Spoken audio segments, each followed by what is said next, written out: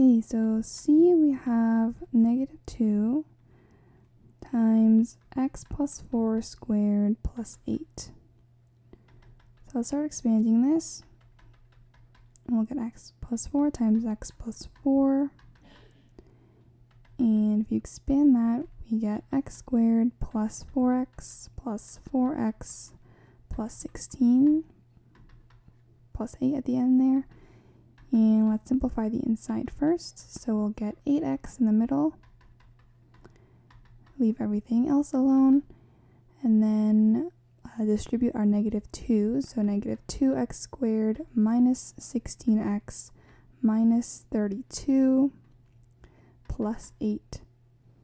And so we'll get negative 2x squared minus 16x minus 24.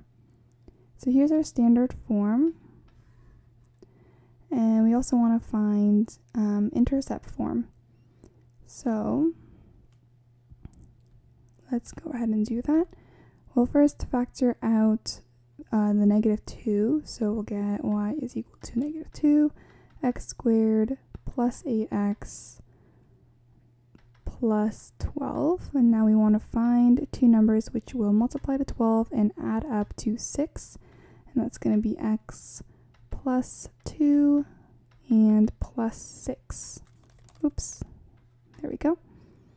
And here's our intercept form. So now let's graph that out over here. So we have negative 2 as an intercept and negative 6 as an intercept. Our graph opens downwards, so let's graph that. And our vertex here is going to be negative 4 and 8 as the coordinates.